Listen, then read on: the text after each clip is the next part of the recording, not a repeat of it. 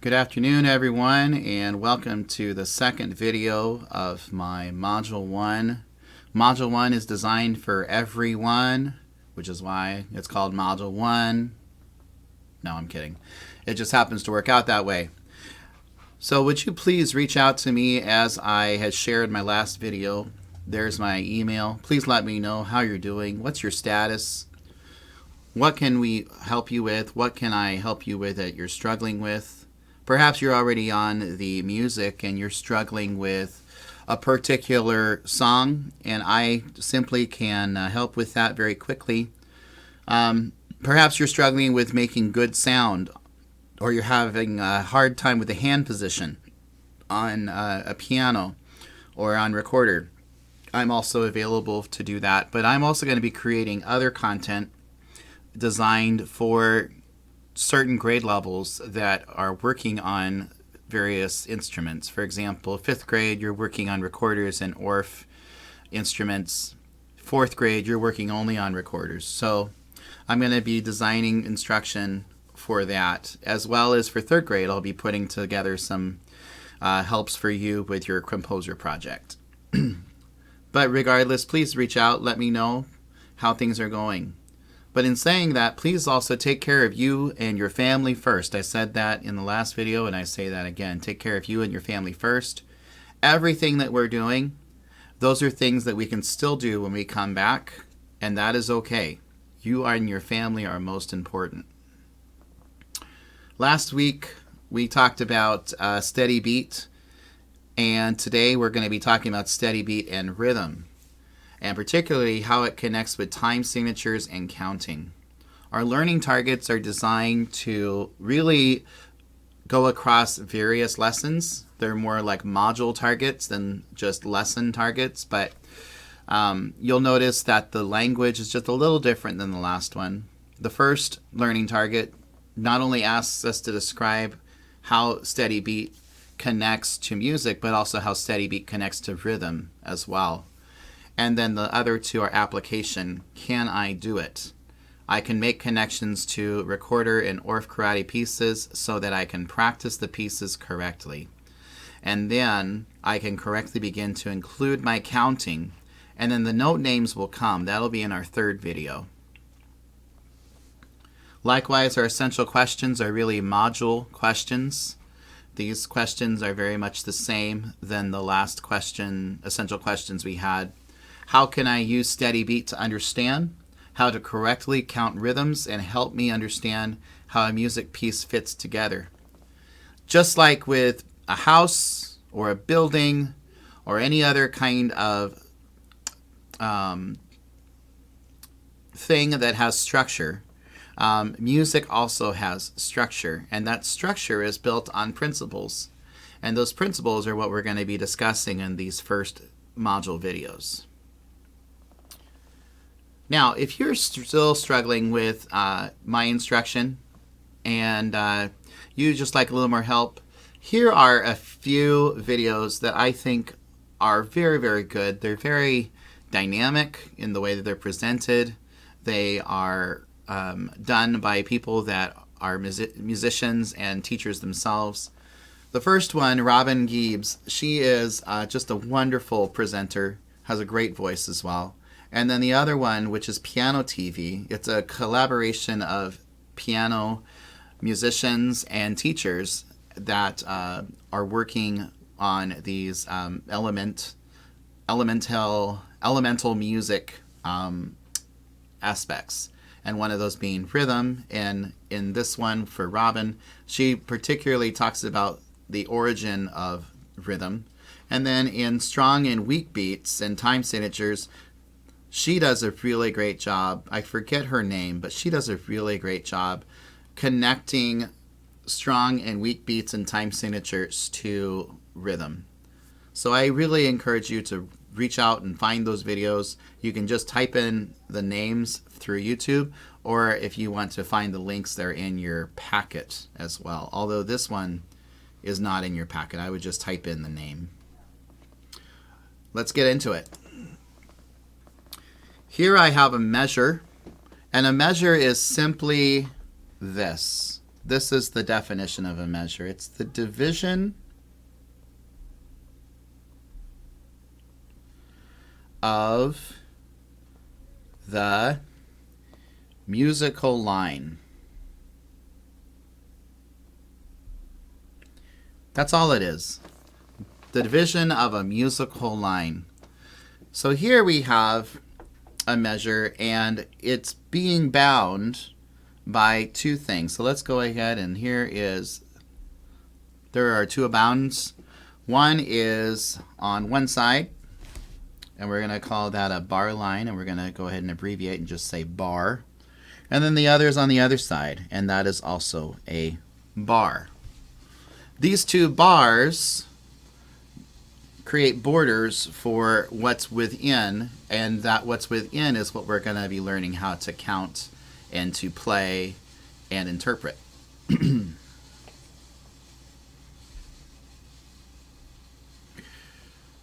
Now, before we get into that, let's say that we want to buy this Bruce Lee awesome bobblehead. And let's say that this bobblehead is one of a kind and you can't find it anywhere, and so you have to get it only from Bruce Lee. So perhaps we go into a contractual agreement with Bruce Lee, and we sign our name and he signs his. There it is. And let's say that that agreement is good for both of us. And so we would say that that is, one, an agreement, and two, that's going to show a trust and maturity between us and, in this case, Bruce Lee. Which means that he's willing to trust us, that we're going to pay for this bobblehead figurine. And he's also willing to allow us the opportunity to go to do so by affixing his signature to the same document. So he's also in agreement with us. Well, time signatures are just like that. They are like real signatures on a contract. They create agreement and a trust and maturity between us, the performer, and the composer, the one that wrote the music. And so when we follow the time signature, it's just like we're following a contract. And if you can understand that, that's really going to help you understand the importance of time signatures and why we use time signatures. Let's say, however, that we do not keep our contract with Bruce Lee, and we break that contract. Maybe we say we're going to pay for it, he sends it to us, and then we do not pay for it. Or say we pay less. Well, not only is that making everyone sad that we broke the contract, but it's also creating a lot of problems. However, let's say that we do fulfill the agreement. It shows a level of trust and maturity between us and the other signer of the contract, and things move ahead famously. It's the same idea here. Our time signature is made up of two numbers. The first number that we see here, we would call that our top number. The top number of our time signature here is the number 2. Likewise, we have the bottom number, and the bottom number here is 4. Now, each of these numbers has a role that they do, and the musician must interpret what each of those numbers are and how they apply. So the top number tells us the number of beats in a measure. So if we saw this, we would think that there would be 2 beats in a measure. And then the bottom number tells us the note that's going to receive that 1 beat. So if it says 2 beats in a measure, and we know that the note that receives the 1 beat is something, then we should be able to create our own musical idea here by just making 2 beats. The question that we have to ask ourselves is, what do those notes in there look like? Do they look like this? Do they look like this? Perhaps they look like that. Or perhaps they are looking something else like that. And we're going to talk about what each of those symbols are right now. And there they are. So to go through these very quickly, this one that looks like a hole is called a whole note, as in W-H-O-L-E. Whole as in covering the entire measure. Half note. You'll note it's a half note because it has a stem and it has the note head that's not colored in. And then we have our quarter note. Quarter note is a note head that's colored in with a stem. And then we have our eighth note. The eighth note has got a stem as well, but then it has a flag, one flag. And then we have our 16th note. It actually has two flags. And the reason why it has two flags makes sense if you understand how the amount of time or duration each note, how that all connects. And that's what we're going to go into now. So as I said, we have a whole note. And that whole note, if I have one whole note, half of that whole note would be a half note. So how many half notes are in one whole note? Well, this is set up like a tape diagram. So let's go ahead and get some information here. The first thing I'm going to tell you is that the whole note's going to be 4 counts. And then half of the whole note would just be 4 minus 2, which would be 2. And so what we're assuming is that if that's half, then 2 plus another 2 would equal 4. And that's in fact what happens here. So let's go back to our, there it is. So 2 whole note or 2 half notes equal one whole note. Excuse me, a bit of a tongue twister. Now our tape diagram continues. Here we have a division here, a division here, a division here, and a division here. So we know that 1 quarter note is going to equal half of a half note because we have our division. That means that 2 quarter notes equals a half note. So in order to determine how many quarter notes would equal a whole note, we just have to remember that 2 half notes equal, or 2 quarter notes equal a half note, and 2 half notes equal a whole note. So going back to our diagram that we started, if we were to continue this out, there's our quarter notes. Each of those is 1, 1, 1, 1. 1 plus 1 plus 1 is 4. And that's how that connects. Now, on the other side, we would say that these also connect to their counterparts. So while we have notes here, we have rests here. So just as we had 4 beats of sound, rest means silence, so we would have 4 beats of silence. And we indicate that with putting our number in parentheses. And just as we had 2 beats of sound for each, we have 2 beats of silence for each. And likewise, just as we had a beat each of sound, we have a beat each of silence. Okay, I hope this starts to make sense for you. Most of you that are 4th and 5th grade, this is probably review for you because I know we talked about these things last year. But it's helpful to have some reminders. Okay. Now, when we look at our 8th notes, it's the same idea.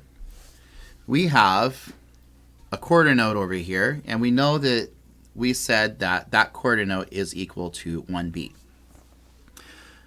What we need to ask ourselves is, if we know that 2 8th notes make up a quarter note, then what is the value of each 8th note? Now you can do this with your tape diagram again. There it is.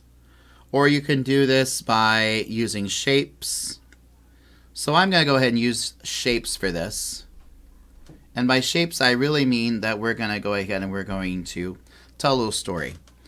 So let's say that I have both sides of my family come over, and we're going to have a pizza. And let's say that I order just one pizza, and one side of my family eats one half, and then the other side of my family eats the other half. How much did we eat? It's pretty simple. We ate an entire pizza. It's the same idea here. So each of these shapes represents one of those notes. And so you should be able to figure out by now that each of these is going to be 1/2. 1/2. Now there is a mathematical reason about why this works, but I'm not going to go into that because this is not just for 5th grade. This is for 3rd through 5th grade. But you just need to know that 2 halves coming together equal 1.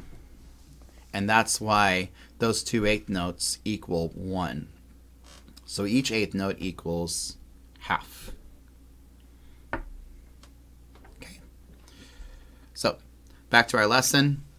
Now we can start talking about how this connects to our pyramid. Here's our rhythm pyramid. And this is what we've discussed so far. And now this is including our 1/8 notes. So you'll notice that 2 1/8 notes equal 1 quarter note. 4 1/8 notes equal 2 quarter notes. Therefore, 4 1/8 notes also equal 1/2 note. And if 4 1/8 notes equal 1/2 note, then 8 1/8 notes equal the whole note. And if you can get this down, even if you have to just go through it a few times, maybe you keep this chart handy. Feel free to take a picture of this. If you want to write it down, feel free to do that. This is going to go a long way towards you being able to learn how to correctly count rhythms that you're going to see in your music.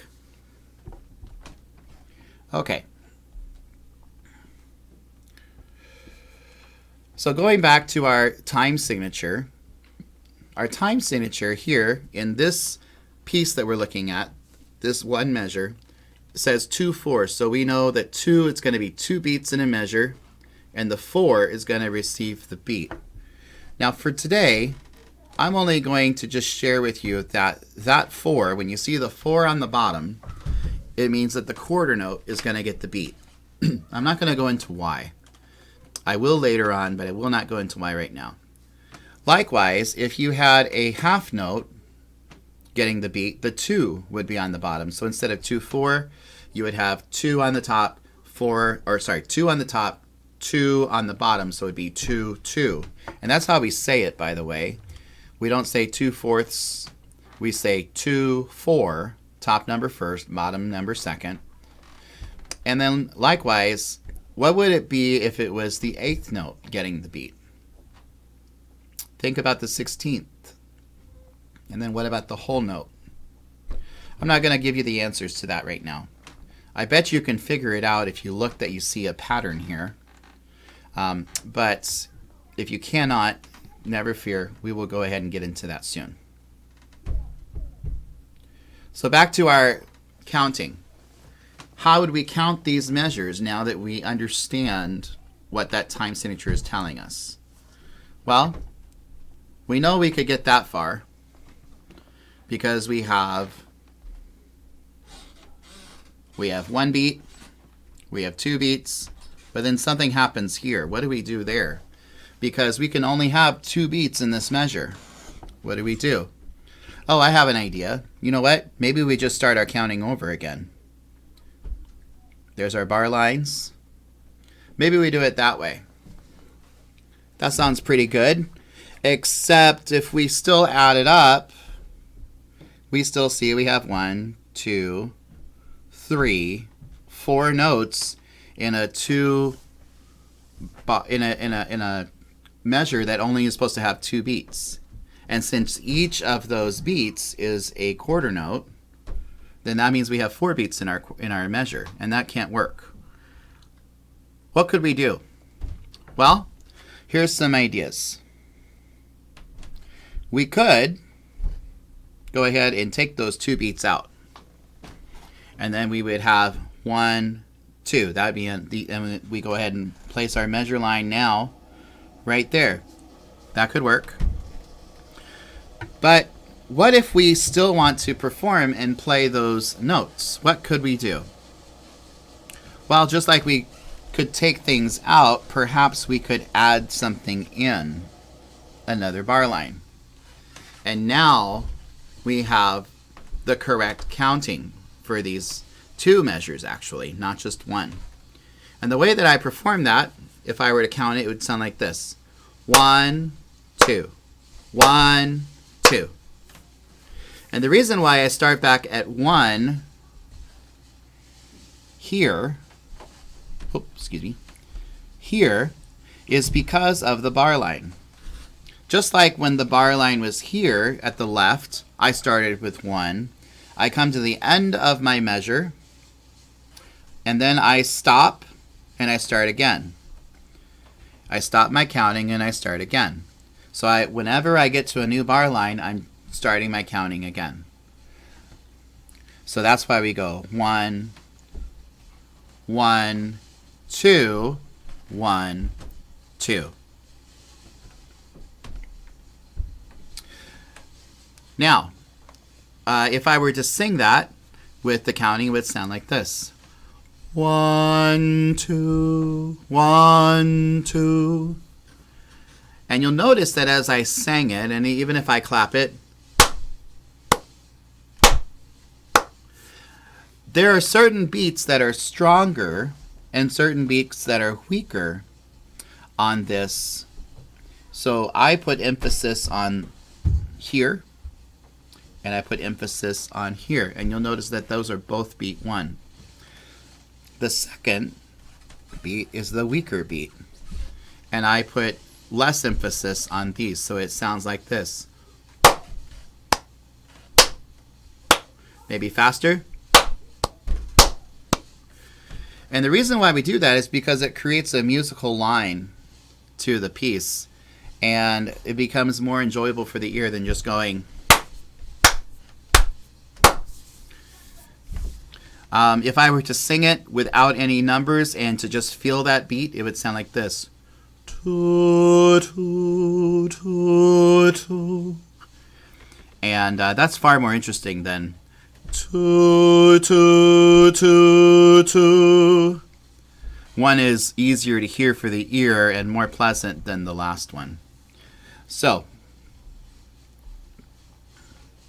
with that, we're going to go ahead and do a few more together, and we're going to just see if we can apply what we've learned. Here I have a 4/4 measure. My 4/4 measure tells us that there are going to be 4 beats per measure. And then this is telling me that the quarter note, there it is going to get 1 beat. So if we remember from our chart, we know that the half note is equal to 2 quarter notes. So our half note is going to get beat 1 and beat 2. And then we'll have a quarter note beat for each, 3 and 4. And so the way that I would clap that is I'd go 1, 2, 3, 4. If I were to sing it, it would sound like this without any of the beats, just thinking the beats. It would sound like this. Toot, toot, toot. I'll sing it again. Toot, toot, toot.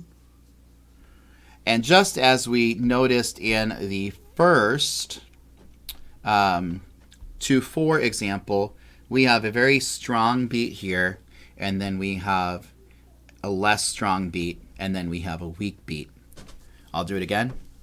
Two, two, two.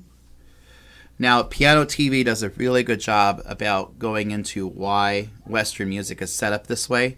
So I'm not going to do that for you, but I really encourage you to go back and look at that Piano TV video on YouTube that I pointed you to. And there's the counting. We have done it correctly. Here's one more. We'll do two more actually. Here we have a rest.